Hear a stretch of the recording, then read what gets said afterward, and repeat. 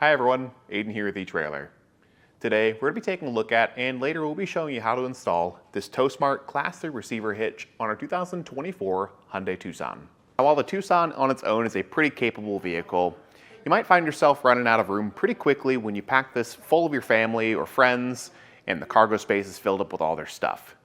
Whether you're taking a long road trip with your family or going to hit some trails on your bikes with your friends, adding a hitch to your vehicle is a great way to just be able to carry more with you and get on your adventures.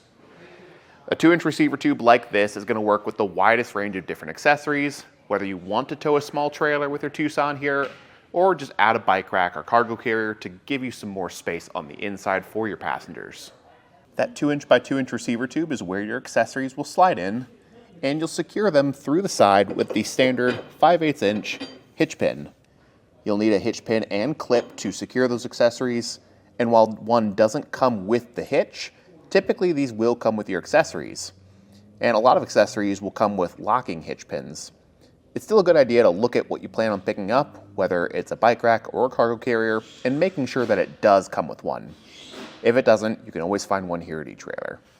If you do plan on towing a trailer, you'll need to utilize the safety chain loops on the side. They're going to work well for your standard S-hook chains or even some larger clevis style. And with where these are positioned relative to your hitch pin here, it's going to be nice and out of the way even with your safety chains in place. Regardless of what activity you're doing, you want to make sure that you're abiding by the weight capacities. This hitch has a gross trailer weight rating of 4,500 pounds. That's how much weight it can pull behind it, and that includes your trailer and all the weight loaded on it. And then you have a maximum tongue weight rating of 675 pounds. That's really important to know if you plan on using this for something like a cargo carrier or a bike rack, because that's going to refer to that suspended weight on the receiver tube there. 675 is really good, and even maxing out most cargo carriers, you should be just fine. The one thing you want to double check though is the owner's manual for your Tucson. Check and see what it's rated for, and go by the lowest rated component, whether it's the car or the hitch. A few measurements to watch for that'll help us with clearances are from the center of our hitch pin hole to the outer face of the bumper here, which sits right at 4.5 inches. That's really important to know if we plan on using any folding accessories. It'll let us know if that folding accessory clears and doesn't make contact with that bumper. The other thing is our ground clearance. From the ground to the top inside edge of the receiver tube, we're looking at right at 15 inches, which is actually pretty good. Any accessory like a bike rack or cargo carrier that has a slight rise in the shank will give you even better ground clearance. And depending on if you do plan on towing, you can use that measurement to figure out if you need a rise or a drop for your ball mount so you can tow your trailer level. I think my favorite thing though is that once it's all installed, you get a really clean finished product. All you really see is that receiver tube, the cross tubes tucked up pretty nice and out of the way, and with that it's still a really easy install process.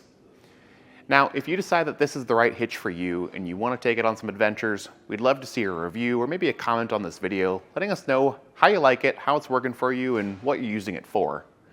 But if you want to stick around and see what that install process looks like, it's going to be pretty straightforward, something that I think you could definitely do in your driveway with a few simple tools.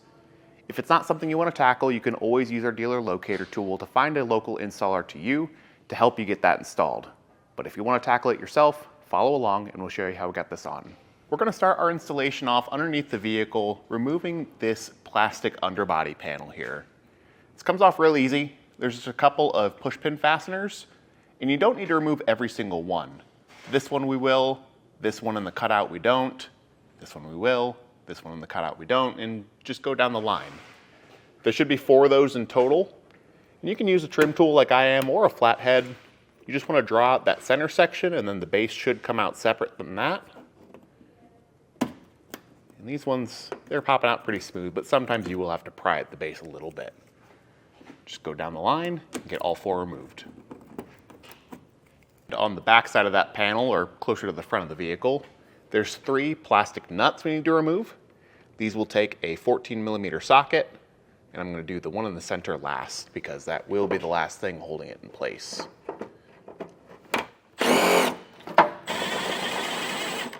If it doesn't feel like it wants to go, you can just kind of apply some downward pressure on the panel as you unthread it.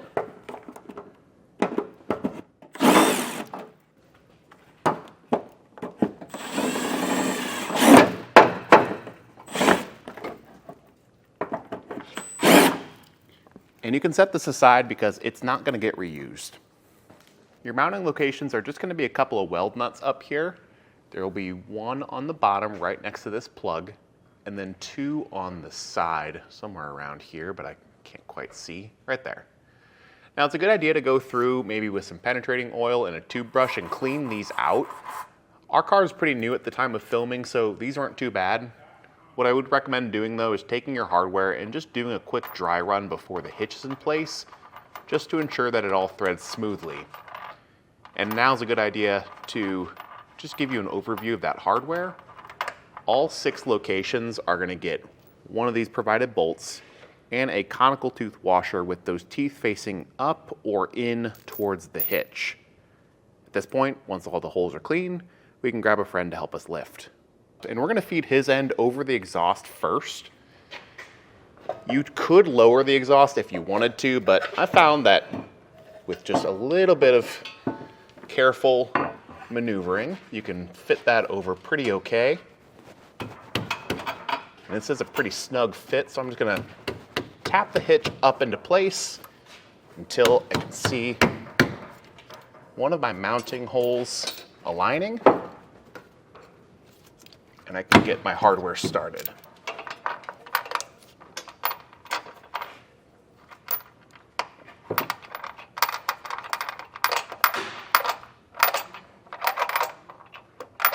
Just a couple threads to hold it in place. Once you got one bolt in on each side, you can go ahead and get the rest of your hardware started by hand. Once you've got all that hardware in and run down snug, you can break out your torque wrench and torque all that hardware down to the specifications found in your instructions. You want to repeat this for all your remaining hardware. And if you don't have a torque wrench, you can find them here at eTrailer, or you can typically check one out or rent one from your local auto parts store.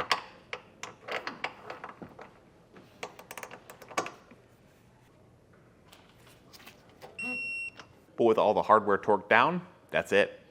That'll do it for our look at and installation of this TowSmart Class III receiver hitch on our 2024 Hyundai Tucson. My name's Aiden, and thanks for watching.